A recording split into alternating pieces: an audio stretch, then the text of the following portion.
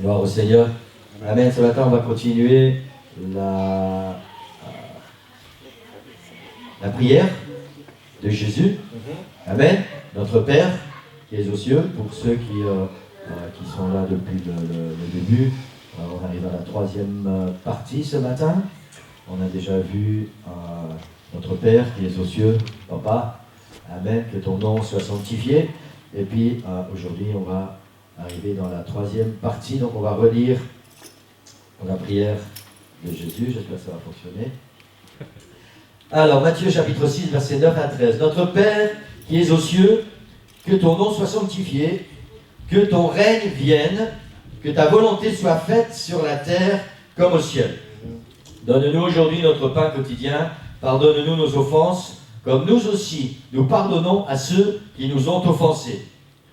Ne nous induis pas en tentation, mais délivre-nous du malin, car c'est à toi qu'appartiennent dans tous les siècles le règne, la puissance et la gloire. Amen. Amen. Amen. Ce matin, on va entrer dans la troisième partie. Donc normalement, quand j'appuie, on devrait avoir la diapo 2. Voilà, ce matin, on entre dans la troisième partie de la prière que Jésus a enseignée à ses disciples. Que ton règne vienne, que ta volonté soit faite sur la terre comme au ciel. On ne va pas parler ce matin du millénium, c'est-à-dire du règne de 1000 ans, parce que les gens aiment bien parler de ça, c'est la fin des temps, c'est la prophétie. On va parler du règne actuel, du règne de Jésus et de l'Église maintenant sur la terre. Et cette prière ne parle pas du millénium en fait. Cette prière parle du règne actuel et on va développer ça ce matin. Amen. Le premier point que je veux faire sortir, c'est donner la définition du mot ou du verbe régner. Puisqu'on parle de règne, on parle au Seigneur et on dit que ton règne vienne. Régner, ça veut dire, c'est la définition du dictionnaire, exercer le pouvoir suprême. Le pouvoir suprême en tant que souverain. Quand nous prononçons ces paroles, que ton règne vienne, nous disons tout simplement au Seigneur, exerce ton pouvoir suprême en tant que souverain. Amen. Pouvoir suprême en tant que souverain. La première chose qu'il est important de voir ce matin, c'est que Dieu est souverain. Il y a des gens qui pourraient en douter, mais Dieu est souverain. Amen. Quand Dieu dit, c'était un petit peu la même chose la semaine dernière, quand Dieu enseigne à ses disciples, quand tu pries, dis que ton règne vienne. Cette prière pourrait nous paraît un peu étrange. Dieu est souverain, il règne, et on doit lui demander, quand nous prions, que ton règne vienne. C'est comme la semaine dernière, on a vu que dans la prière, le Seigneur nous enseigne que ton nom soit sanctifié, et pourtant, le nom de Dieu est saint. Comment on peut être plus saint que saint? Et ici, c'est la même chose. Le Seigneur est souverain, et pourtant, quand il enseigne à prier, il dit, dites que ton règne vienne.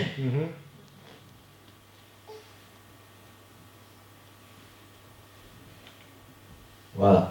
1 Chronique, chapitre 29, versets 11 et 12, il est marqué « À toi, Éternel, la grandeur, la force et la magnificence, l'éternité et la gloire, car tout ce qui est au ciel et sur la terre t'appartient. À toi, Éternel, le règne, car tu t'élèves souverainement au-dessus de tout. C'est de toi que viennent toute la richesse et la gloire. C'est toi qui domines sur tout. C'est dans ta main que sont la force et la puissance. Et c'est ta main qui a le pouvoir d'agrandir et d'affermir toutes choses. » Ces versets nous disent que Dieu règne et il est souverain. Il n'y a aucun doute là-dessus. Dans le psaume 22, tu me dis si c'est pas bon, Romain, verset 28, « Car à l'Éternel appartient le règne, il domine sur les nations. » Encore une fois, la Bible nous dit que le règne appartient à l'Éternel. Il n'y a pas de doute permis là-dessus. Psaume 29, verset 10. L'Éternel était sur son trône lors du déluge. L'Éternel, sur son trône, règne éternellement. Amen. Amen. Gloire au Seigneur. Encore un dernier verset, Psaume 146, verset 10. L'Éternel règne éternellement. Ton Dieu au Sion subsiste d'âge en âge. Louez l'Éternel. Il y a beaucoup d'autres versets dans la Bible qui nous disent, qui nous montrent que Dieu règne, qu'il est souverain. Alors pourquoi, si Dieu est souverain, il ne faut pas oublier que la Bible est inspirée de Dieu. Donc tous ces versets qui sont écrits ont été inspirés par le Seigneur. Et le Seigneur a inspiré à ses serviteurs qui ont écrit qu'il est souverain, qu'il règne sur son trône. Alors pourquoi, si Dieu est souverain, si Dieu règne, pourquoi nous demande-t-il de dire, quand nous prions, que ton règne vienne?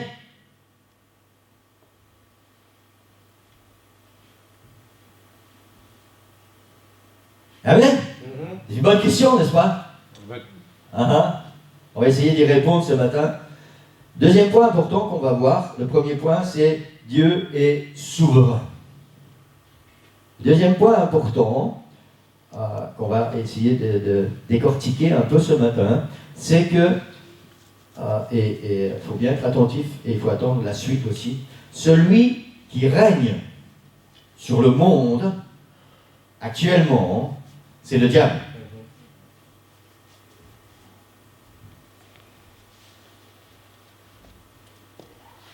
Celui qui tient le monde sous son pouvoir, actuellement, c'est le diable.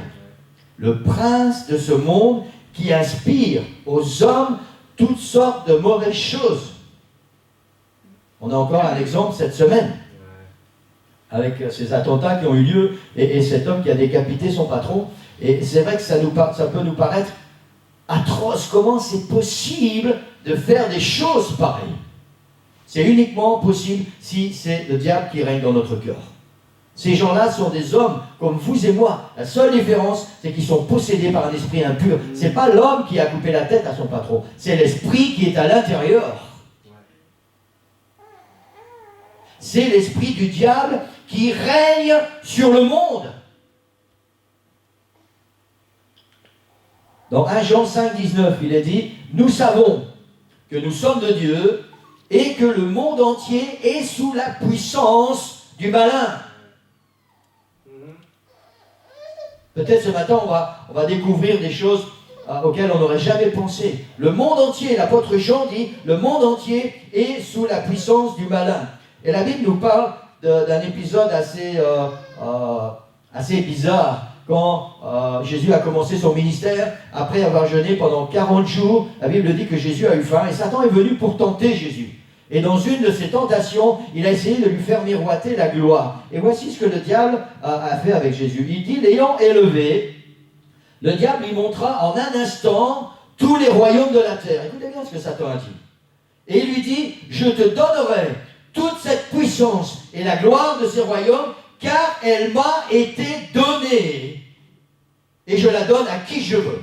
Le monde entier, actuellement, est sous l'autorité et la puissance du diable. Voilà pourquoi le Seigneur dit, quand tu pries, dis que ton règne vienne. Amen. Pour l'instant, même si Dieu est souverain, même s'il est assis sur son trône dans le ciel, la puissance et l'autorité de la terre ont été données à Satan. Et c'est lui qui règne sur la terre. Il est impossible d'en douter, et pourtant, tellement souvent, nous oublions ça. Celui qui agit dans le cœur, c'est lui, qui agit dans le cœur de ceux qui n'obéissent pas au Seigneur. Il est le chef des puissances mauvaises. Ce chef, c'est l'esprit du mal qui agit maintenant chez ceux qui désobéissent au Seigneur. Le diable pousse les êtres humains à désobéir à Dieu, à le rejeter ou à l'ignorer. Alors ils sont livrés à leur propre volonté, à leurs désirs, à toutes sortes de convoitises, ouvrant ainsi la porte à celui qui les séduit, c'est-à-dire le diable. C'est pour cette raison, Église, c'est parce que le diable règne sur la terre qu'il y a tant de péchés, de corruption, de méchanceté, de violence, d'oppression, d'injustice, de mensonges, de haine, de meurtre, de souffrance, de maladie, d'infirmité et tout ce qui s'ensuit, c'est uniquement parce que c'est le diable qui règne sur la terre. Et ce n'est pas le roi de paix. Jésus est le roi de paix. Amen. Satan, c'est le roi du mensonge, c'est le roi de la haine, c'est le roi de tout ce qui est mauvais. Et à partir du moment où il règne sur quelqu'un, alors il ne va pas sortir des bonnes choses de cette personne. C'est juste. Si vous croyez le contraire, vous êtes tout à fait leurré. Si Satan règne sur notre vie, il ne va forcément pas sortir quelque chose de bien de notre vie. Parce qu'il est le père de tout ce qui est mauvais.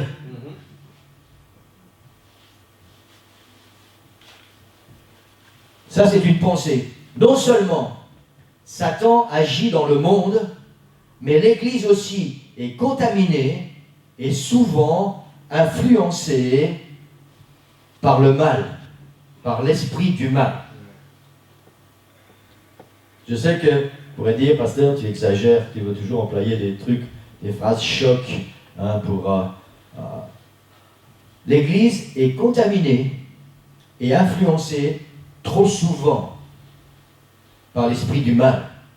Et si nous pensons le contraire, alors c'est pas ce que la Bible dit. La Bible dit, dans 1 Timothée, c'est l'apôtre Paul qui enseigne Timothée, il dit l'esprit.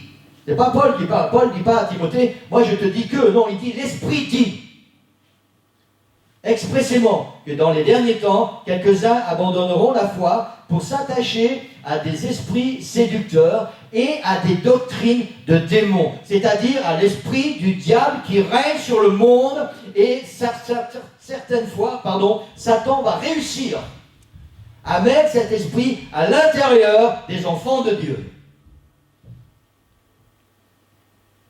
Et dans ces moments-là, alors l'Église est contaminée et influencée par l'esprit du mal.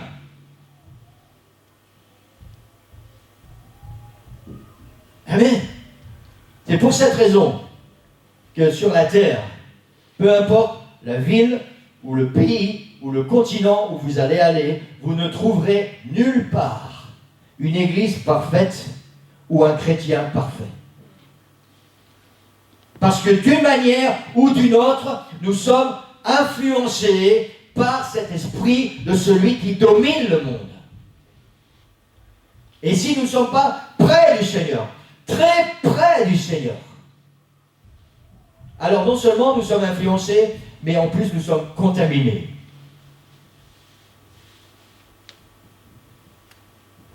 Contaminés. 2 Timothée, chapitre 3. Sache que dans les derniers jours, il y aura des temps difficiles. Car les hommes seront égoïstes, amis de l'argent, fanfarons, hautains. Tout le monde connaît ces paroles. Blasphémateurs, rebelles à leurs parents, ingrats, irreligieux, insensibles, déloyaux, calomniateurs, intempérants, cruels, ennemis des gens de bien, traîtres, enflés emporté d'orgueil, aimant le plaisir plus que Dieu, ayant l'apparence de la piété, mais reniant ce qui en fait la force. Ayant l'apparence de la piété. J'ai regardé la définition du mot piété. En fait, quelqu'un qui est pieux, c'est quelqu'un qui accomplit la volonté du Seigneur, qui laisse le Seigneur diriger sa vie. C'est le résumé de la piété. Quelqu'un qui laisse Dieu conduire sa vie. Et la Bible dit, l'apôtre Paul dit que dans les derniers temps, il y a des gens qui auront l'apparence de la piété. Nous allons trouver dans nos églises des gens qui vont nous faire croire qu'ils laissent Dieu diriger leur vie, mais en réalité, la Bible dit reniant ce qui en fait la force. Et l'apôtre Paul va plus loin, je ne veux pas vous encourager à faire ça, mais c'est écrit dans la Bible. Éloigne-toi de ces hommes-là. Ça, c'est ce qui va se passer. On ne parle pas ici des gens du monde. C'est sûr que toutes ces choses règnent dans le monde. Mais comme ça règne dans le monde et que nous vivons au milieu de ce monde, forcément, toutes ces choses vont avoir une influence sur nous. Et si nous ne sommes pas vigilants, alors ces choses vont finir par nous contaminer.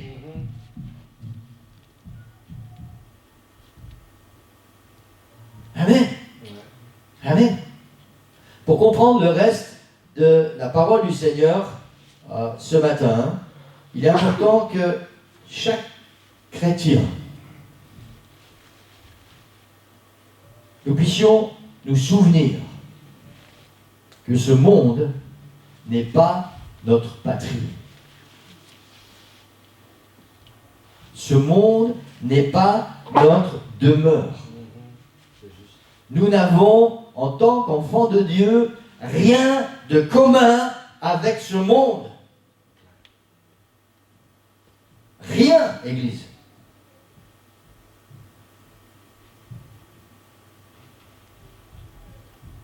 Et nous ne devons faire aucun compromis avec le monde.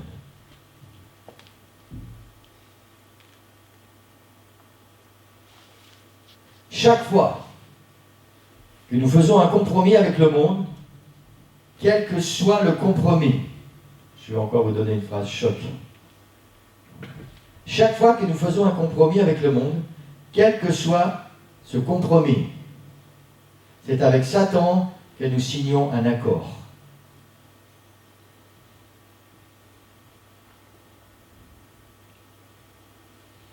Satan règne sur ce monde, Satan domine ce monde, Satan commande ce monde. Chaque fois que nous faisons un compromis entre lui et Dieu, alors nous signons un pacte avec lui. C'est comme si vous lui serrez la main et dites, ok, on fait la paix toi et moi.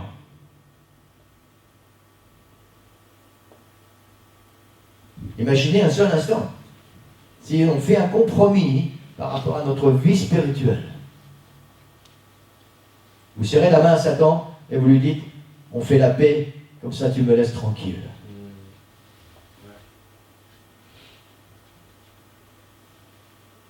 Un jour, j'ai reçu une parole du Seigneur pour quelqu'un qui venait à notre église.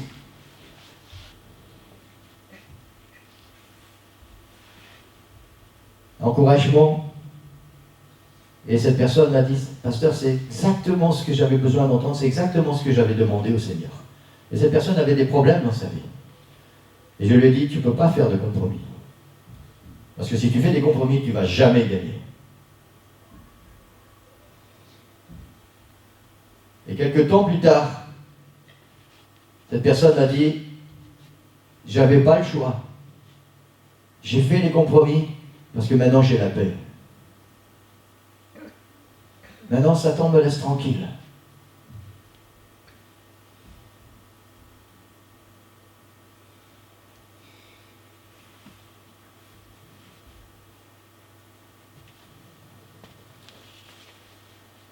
Amen. Amen. C'est très fort, Église, c'est très fort. Le troisième point qu'on va voir ce matin, en même temps c'est positif, ne croyez pas que la parole qu'on entend ce matin c'est négatif, c'est pas négatif, c'est positif. Le Seigneur nous encourage à ne pas faire de compromis. Amen. Amen. C'est lui le Dieu puissant, c'est lui le Père éternel, c'est lui le Prince de la paix, c'est lui qui tient nos vies dans ses mains. Et c'est pour ça que le Seigneur dit, tu ne dois pas faire de compromis, parce que si tu fais un compromis, tu es foutu. Est-ce que vous savez, je pense que oui, tout le monde le sait, mais est-ce que vous savez que, comment il s'appelle celui-là, le chanteur qui est mort, le noir, là, qui a blanchi sa peau. Michael Jackson. Est-ce que vous savez, il a signé un pacte avec le diable en échange de la gloire et de la richesse. Est-ce que vous savez que ça s'est fait dans un endroit où Satan se manifeste physiquement? Est-ce que vous savez qu'il a pris son sang pour signer avec son sang?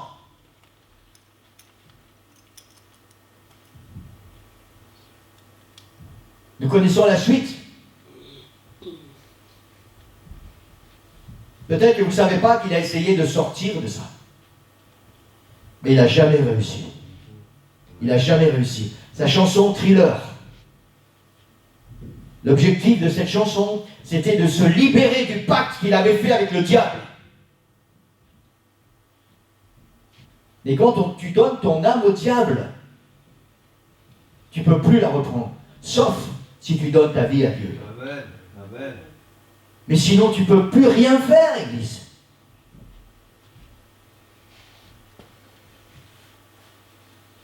Amen. Amen. Troisième point, le royaume de Dieu a déjà commencé sur la terre.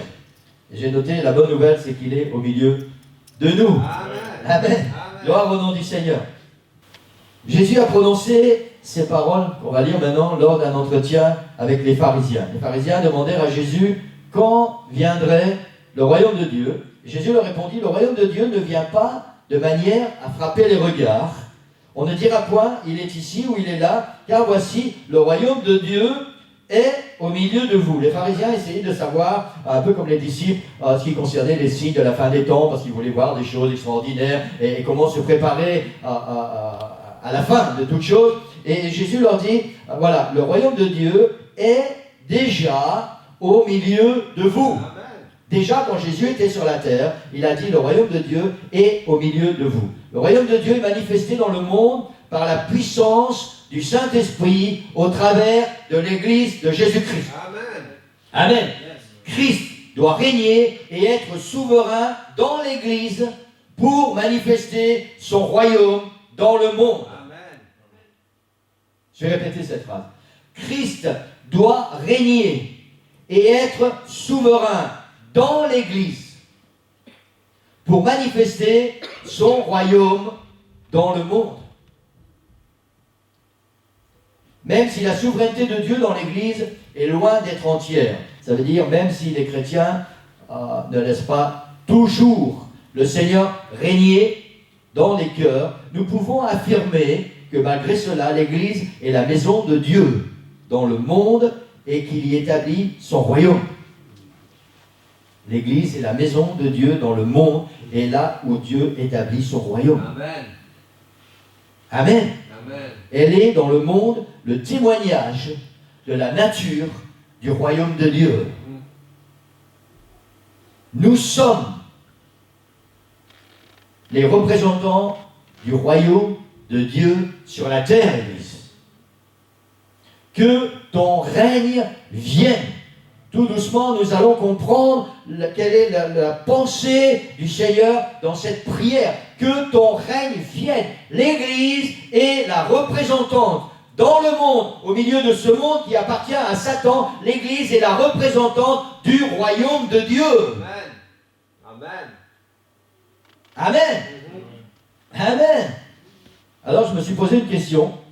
Si les chrétiens vivent comme le monde, par le monde et pour le monde, alors où est le royaume de Dieu sur la terre? Tellement souvent dans nos églises, on entend dire que tu dois être séparé du monde, que tu ne peux pas vivre comme le monde, que tu ne peux pas faire les choses que le monde fait, que tu dois te séparer du péché, parce que Dieu est saint et si tu es un enfant de Dieu, tu dois être saint pour Dieu. Et on arrive à cette question, si les chrétiens vivent comme le monde, par le monde et pour le monde, alors où est le royaume de Dieu sur la terre? Nous sommes les représentants du royaume de Dieu sur la terre. Et c'est pour cette raison que nous devons être différents. Si nous vivons comme le monde, si nous vivons par le monde et si nous vivons pour le monde, alors nous ne sommes pas les représentants du royaume de Dieu. Et alors il faut vraiment faire cette prière, que ton règne vienne. Amen. Amen. Amen. Tellement souvent, ou peut-être trop souvent, les chrétiens vivent comme si le Seigneur ne devait jamais revenir. Comme si les choses qui sont maintenant ne devaient jamais changer. Et pourtant, la Bible dit que le Seigneur revient bientôt. Amen. Il va se passer tout ce que la Bible dit, et puis ensuite la terre va être détruite. Et le Seigneur va créer des nouveaux cieux, une nouvelle terre pour ceux qui auront été enlevés, pour ceux qui lui appartiennent, pour l'Église qui fait partie du royaume de Dieu sur la terre, entre autres. Amen. Pour ceux qui auront été fidèles jusqu'à ce que le Seigneur vienne. Yes. Soyons honnêtes, Église. Tellement souvent, nous vivons comme si les choses ne devaient jamais changer. Comme si le but final, c'est de mourir. On grandit, on va à l'école, on apprend un métier, on travaille, on se marie, on a des enfants, on achète une maison, on achète une voiture, on a des petits-enfants, on vieillit, on meurt et ça recontinue. Ça, c'est pas l'objectif. Le Seigneur nous a placés sur la terre, pas par hasard, il nous a placés sur la terre pour que nous soyons dans ce monde sur lequel Satan domine, pour que nous soyons les représentants de son royaume et que nous puissions arracher les âmes de l'enfer. Ça, c'est l'objectif pour lequel l'Église existe. Amen. Amen. Pas pour que nous vivions comme le monde, avec le monde et par le monde. C'est juste. Amen. Que ton règne vienne. Qu'est-ce qui incombe à l'Église dans le monde? L'Église, c'est nous. Mais ce n'est pas seulement tout le monde, c'est chacun de nous. Vous savez, tellement souvent, on a tendance à penser que, bon, si moi je ne fais pas vraiment ce que je dois faire, il y a encore tous les autres chrétiens de l'Église. Cette semaine, j'ai enseigné à quelqu'un que Dieu ne fait rien par hasard. Et si vous êtes ici aujourd'hui, c'est parce que Dieu vous a choisi pour cette église, pour être une bénédiction. Amen. Parce qu'il vous a donné un talent, il vous a donné une capacité que personne d'autre ne possède. Et pour accomplir cette parole de Dieu qui est écrite, à l'un est donné une parole d'encouragement, à l'autre une prophétie, et toutes ces choses que le Seigneur donne pour l'édification du corps de Christ. Ça veut dire que nous ne sommes pas ici par hasard, et nous ne sommes pas dans l'église juste pour venir nous asseoir, chauffer une chaise, et attendre que la réunion soit terminée, puis on rentre à la maison et on recontinue nos affaires du monde. Non, non, non, non. Le Seigneur nous a choisis, le Seigneur nous a sauvés, le Seigneur nous a donné à chacun un talent, des capacités, peut-être un talent, peut-être 5 talents, peut-être 10 talents, mais à chacun le Seigneur a donné quelque chose pour l'édification du corps de Christ. Ça veut dire que notre place est ici et elle n'est pas seulement à rester assis, elle est à être engagée pour le Seigneur, pour le bien de l'Église. Amen. Et je crois personnellement que c'est une des raisons, le fait de ne pas avoir compris ça. C'est une des raisons qui fait que tellement de gens s'en vont des églises. Ils n'ont pas compris que le Seigneur les a appelés quelque part. Il leur a donné un talent que personne d'autre dans cette église ne possède. Et seulement eux peuvent être une source de bénédiction dans un certain domaine dans l'église où Dieu les a placés. Amen. Et si nous ne sommes pas vigilants, étant donné que le diable règne, même si nous sommes, comme nous pensons, des gradés dans l'église, assistant pasteur, comment on dit au-dessus, bishop, ou peu importe qui nous sommes. L'influence du monde est là, elle est réelle, et si nous ne sommes pas vigilants, alors nous allons passer à côté de ce que Dieu a pour nous. Peut-être vous pensez ce matin que vous n'avez rien à offrir à l'église. Ça, c'est Satan qui met ça dans votre cœur. Allez en prière et demandez au Seigneur, Seigneur, c'est quoi le talent que tu m'as donné pour que je sois une bénédiction là où tu m'as placé? Parfois, on se demande pourquoi nos églises rament, pourquoi c'est difficile, pourquoi on a du mal à avancer. Parce que nous ne sommes pas engagés dans le talent que Dieu nous a donné pour être une bénédiction dans notre église. Amen. La Bible dit toute chose concourt au bien de ceux qui aiment Dieu. Avec Dieu, il n'y a pas de hasard. Vous n'êtes pas arrivé dans cette église par hasard. Un jour, vous êtes passé devant, vous dites, ah bah tiens, il y a une église là, je vais rentrer. Peut-être ça s'est passé comme ça, mais vous n'êtes pas arrivé là-bas par hasard. Vous n'avez pas vu qu'il y avait une église ici par hasard. Le Seigneur vous a conduit parce que nous avons besoin de vous. Amen. Amen. Amen. Yes. Il faut que l'église comprenne qu'elle doit arrêter d'attendre que le pasteur fasse tout dans l'église, que le pasteur donne toute la nourriture dans l'église, ou que l'équipe de louange donne tout. Moi, j'ai besoin de vous parce que vous avez des talents que je n'ai pas, et ce talent, si vous le développez, il va devenir ma force. Amen. Amen. Amen.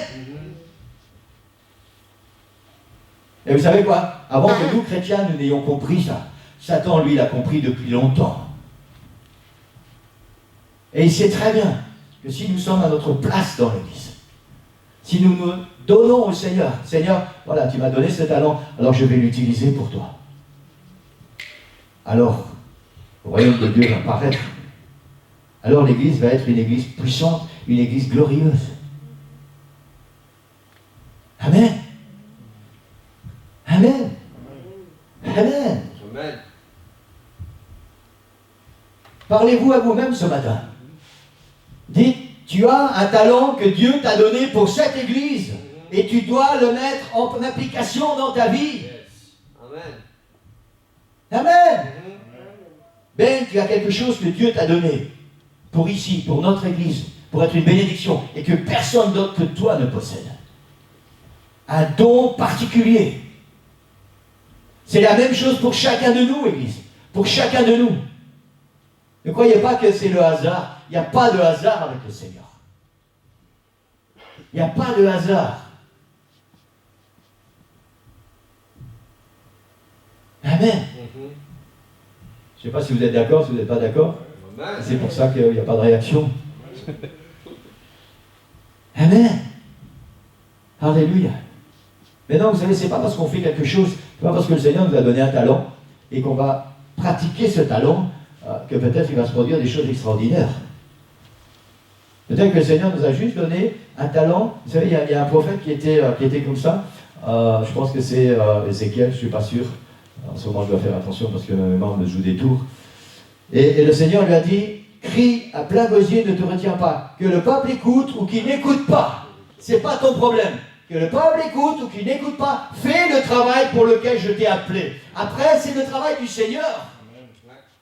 Mais nous, on veut faire des choses et puis on veut voir du résultat.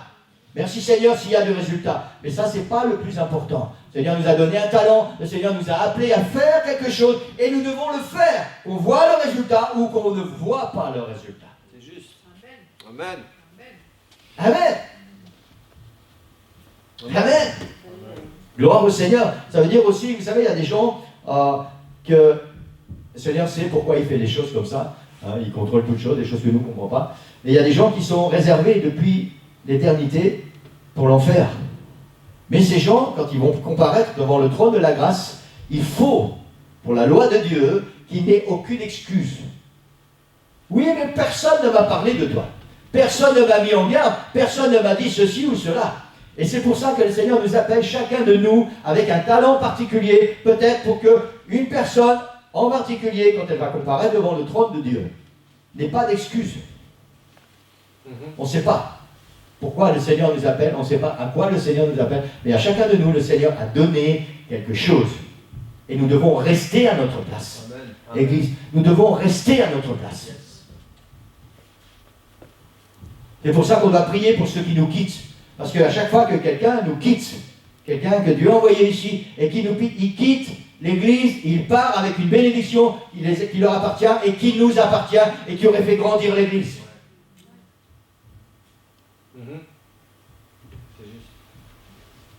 C'est pour ça qu'on doit prier les uns pour les autres, pour ne pas se choquer les uns les autres, pour ne pas être une occasion de chute les uns pour les autres. C'est pour ça aussi qu'on va voir ça plus tard, que le Seigneur a dit qu'on doit se pardonner les uns les autres, parce que personne n'est parfait. Et si quelqu'un nous a fait du mal, et peut-être nous aussi on a fait du mal à quelqu'un. Mais on a un objectif. Que ton règne vienne. Nous devons, nous l'Église, être les représentants du royaume de Dieu sur cette terre où règne le diable. Amen. Amen. Gloire au Seigneur. Qu'est-ce qui incombe à l'Église? 3 choses, en tout cas 3 points que j'ai sortis. Premièrement, laisser Dieu régner en nous. Deuxièmement, proclamer le royaume de Dieu autour de nous. Et troisièmement, faire vivre le royaume de Dieu sur la terre par les signes et les miracles. Amen. Premier point, laisser Dieu régner en nous. C'est le Seigneur Jésus qui a enseigné ça. Il dit, cherchez premièrement le royaume de Dieu. Cherchez premièrement. D'autres traductions disent, cherchez plus que tout le reste, ou par-dessus tout. Le royaume de Dieu. Alors on peut prendre le temps de s'arrêter un peu et de savoir où sont centrées nos pensées, nos désirs. Qu'est-ce que nous recherchons le plus dans notre vie? Les plaisirs du monde, les biens terrestres ou le royaume de Dieu? Amen. La clé, chercher premièrement le royaume de Dieu. Le royaume de Dieu doit être le centre de notre vie et notre préoccupation principale.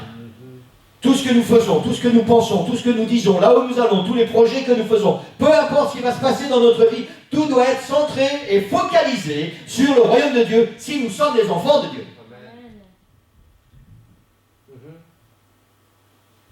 Et pas le contraire. On ne doit pas être focalisé par tout ce qui nous intéresse, et s'il reste un peu de temps, ça va être pour Dieu. Non, non, non, non. Cherchez premièrement, la Bible dit, premièrement, le royaume de Dieu. Pas de compromis. Vous savez, quand je prépare ça, je vous ai déjà dit, ça me nourrit, j'apprends tellement de choses. Et quand cette pensée est venue dans mon esprit, que chaque fois que je fais un compromis, je serre la main du diable. Ouh, c'est pas possible. Moi, j'ai plutôt envie de lui donner des coups de poing et des coups de pied. J'ai pas envie de lui serrer la main. Amen. C'est pour ça que le Seigneur dit, cherchez premièrement le royaume de Dieu. Ne faites pas de compromis avec la vie.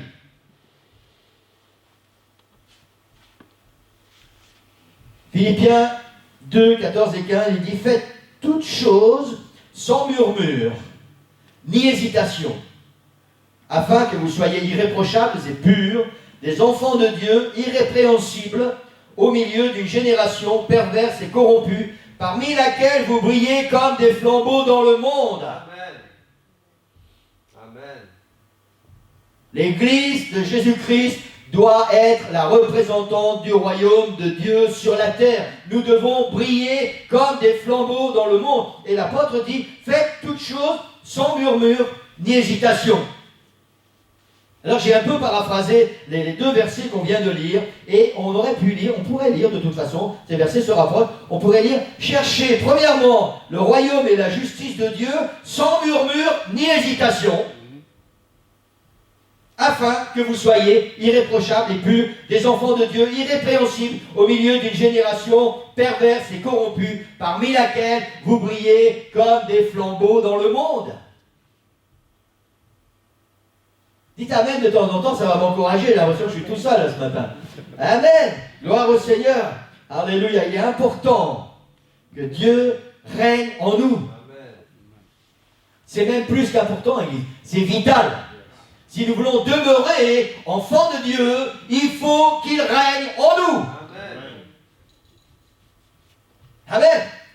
La vie est faite que tu ne peux pas vivre à moitié pour l'un ou vivre à moitié pour l'autre. C'est la Bible qui nous enseigne ça. Quelqu'un doit régner dans notre vie. Ou c'est Dieu, ou c'est le diable. Ça, c'est une parole difficile à accepter et parfois à comprendre. Si le Seigneur ne règne pas dans notre vie, quelqu'un d'autre règne. Et pour l'instant, il y a un grand souverain, celui qui est assis sur son trône, le Dieu puissant, le Père éternel, le prince de la paix. Et puis il y a un souverain à qui, momentanément, le règne de la terre a été donné.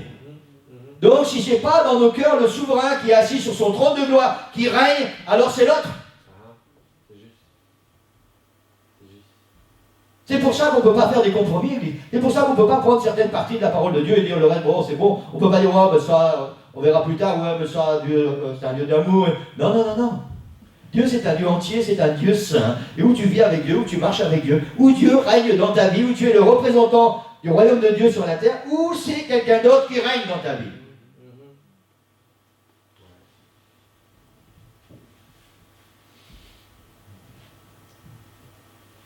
Deuxième point qui incombe à l'Église dans le monde, c'est proclamer le royaume de Dieu autour de nous. Le Seigneur a dit à ses disciples avant de monter sur la terre, il a dit, vous recevrez une puissance, le Saint-Esprit survenant sur vous, et vous serez mes témoins. Et vous serez mes témoins. À Jérusalem, en Samarie, en Judée, jusqu'aux extrémités de la terre. Vous recevrez une puissance et vous serez mes témoins. Voilà une des responsabilités qui incombe à l'Église, proclamer le royaume de Dieu autour de nous. Jésus a dit, c'était une de ses dernières paroles avant de monter au ciel, quand il a enseigné ses disciples, il a dit, allez. La traduction littérale dit ceci, allez, faites disciples toutes les nations. Allez, faites des disciples. Ça, c'est ce pourquoi le Seigneur nous a sauvés. C'est ce pourquoi, en partie, il est mort sur la croix, pour que nous puissions aller et faire des disciples. Amen. C'est ça aussi, être le représentant du royaume de Dieu sur la terre. C'est à ça que l'Église est appelée. Amen. Amen. Proclamer le royaume de Dieu autour de nous pour faire des disciples, c'est-à-dire évangéliser sous toutes ses formes. Peu importe comment nous allons parler du Seigneur, mais le Seigneur nous demande de parler de lui autour de nous. Amen. Sans arrêt, l'apôtre Paul dit même, il dit, insiste en toute occasion, favorable ou non. Insiste, prêche ta parole, insiste. Yes. Amen. Ça, c'est ce que le Seigneur attend de l'Église. Que ton règne vienne.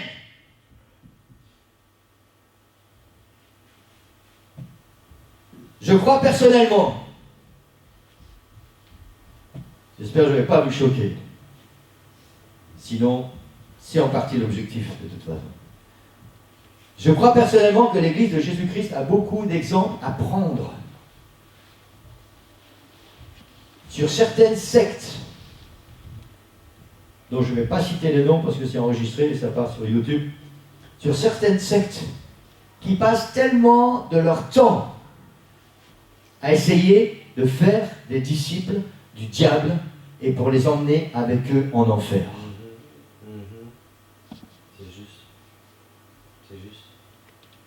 Nous avons des exemples à prendre, comprenez ce que je dis, sur le diable.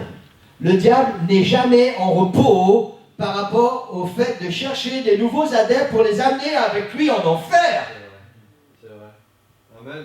Et dans ce contexte, j'ai noté pendant ce temps, où est l'Église de Jésus-Christ qui devrait proclamer le royaume de Dieu et arracher les âmes de l'enfer? Où est l'Église de Jésus-Christ?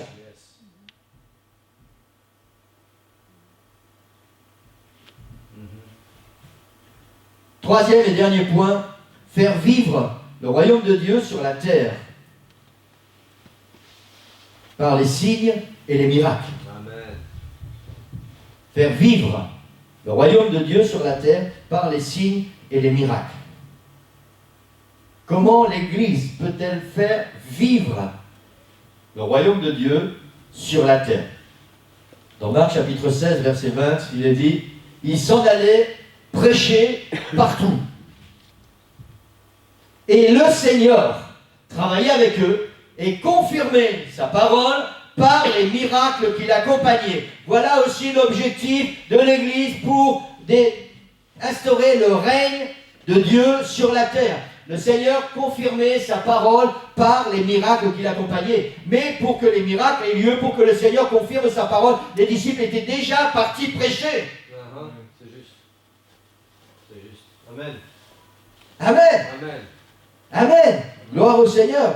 Les signes du royaume de Dieu doivent être manifestés parmi ceux qui croient en Jésus-Christ. Dans Marc 16, puis il leur dit, c'est Jésus qui parle toujours, allez par tout le monde et prêchez la bonne nouvelle à toute la création. Celui qui sera baptisé sera sauvé, celui qui croira, pardon, et qui sera baptisé sera sauvé, mais celui qui ne croira pas sera condamné. Voici les miracles qui accompagneront ceux qui auront cru. En mon nom, ils chasseront les démons. Ils parleront de nouvelles langues. S'ils saisiront des serpents, s'ils boivent quelques breuvages mortels, ils ne leur feront point de mal. Ils imposeront les mains aux malades et les malades seront guéris.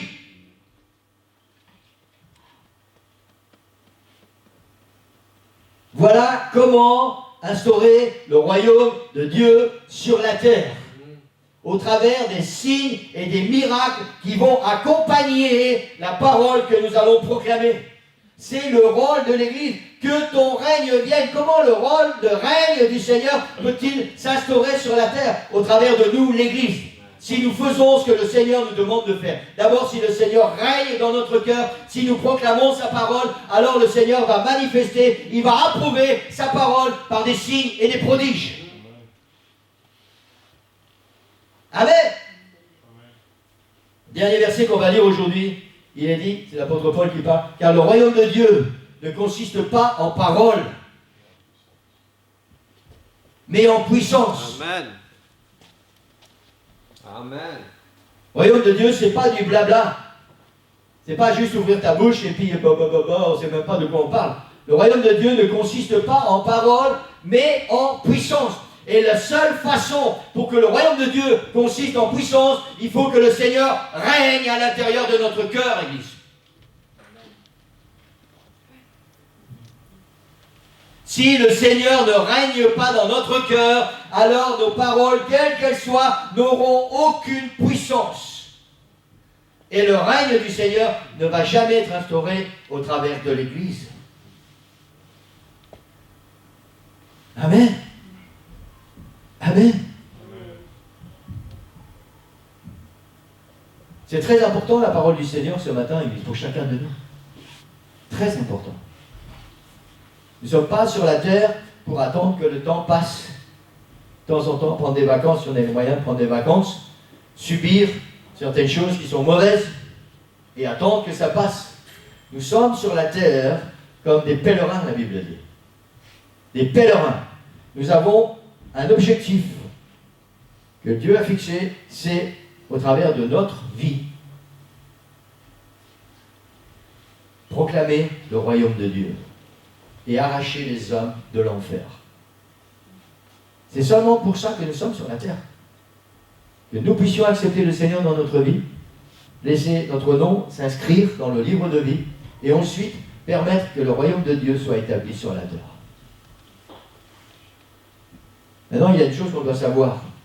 Je vais terminer avec ça. Une chose qu'on doit savoir, c'est que le Seigneur ne va, dans le contexte actuel, le Seigneur ne va pas régner sur toute la terre. Il veut juste que ceux qui sont prédestinés soient sauvés au travers de notre obéissance. Nous avons un travail à faire. Que ton règne vienne, que ta volonté soit faite sur la terre comme au ciel. Mais des gens ont enseigné des dizaines de fois, le Seigneur pourrait très bien faire les choses lui-même. Il est capable de tout faire. Il n'a besoin de personne. Mais il a choisi de nous utiliser, nous, pour que son œuvre soit accomplie. Et pour que tous ceux qui sont prédestinés soient sauvés, alors le Seigneur nous a choisis, le Seigneur nous a sauvés, le Seigneur nous a placés quelque part pour que nous puissions établir son royaume. Amen.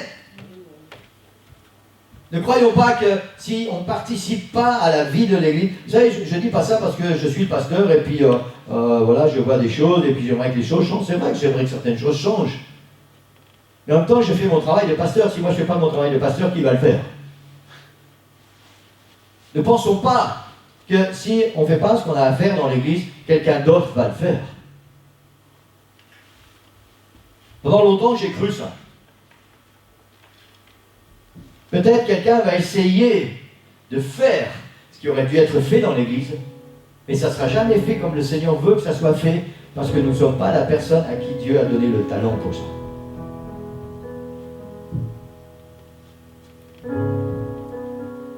Je vais vous donner un exemple très concret ici. Pourquoi tellement souvent on regarde le pasteur et on pense que ça c'est... Il aurait dû faire ça autrement. Ça, certainement, il aurait dû dire ça autrement. Ça, peut-être que c'est pas tout à fait ça. Vous savez pourquoi? Parce que trop souvent, le pasteur doit tout faire. Et il doit faire des choses pour lesquelles il n'est pas appelé à les faire. Parce que chacun de nous ne sommes pas engagés et nous n'utilisons pas le talent que Dieu nous a donné. Et l'œuvre de Dieu doit être accomplie dans l'Église. Alors le travail doit être fait d'une manière ou d'une autre. Vous savez, si un orchestre a besoin d'un bon pianiste, parce qu'on a déjà des violons, on a déjà des guitares, on a déjà des batteries, et il manque un bon pianiste. Pour que ce qui sort devienne une symphonie, il faut un bon pianiste. Et le violoniste, en général, n'est pas un pianiste virtuose.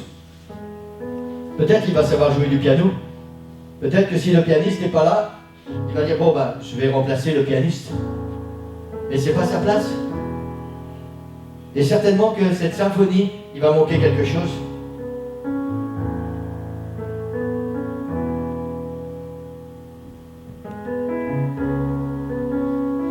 Le Seigneur nous a donné à tous,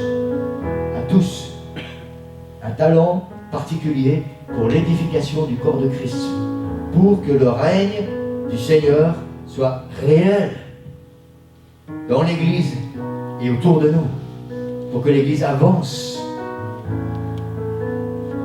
Maintenant, on a le choix ce matin. Soit on va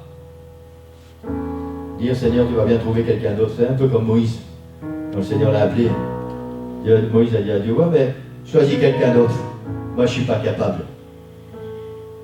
Et l'histoire nous raconte tout ce que Moïse a été capable de faire. Juste parce qu'il a cédé, il a dit, ok, Seigneur, règne dans ma vie. Règne dans ma vie. Moïse, c'était un trouillard, hein. Quand il était en Égypte, et qu'il a vu un Égyptien qui maltraitait un Israélite, hein, et bon, il y avait son sang israélien. Hein, donc, parce qu'il y avait son sang, il y avait les gènes, il dit, je ne peux pas permettre à un Égyptien de faire ça. Alors il a frappé l'Égyptien, il l'a tué. Et après, qu'est-ce qu'il a fait? Il s'est enfui. Il s'est enfui.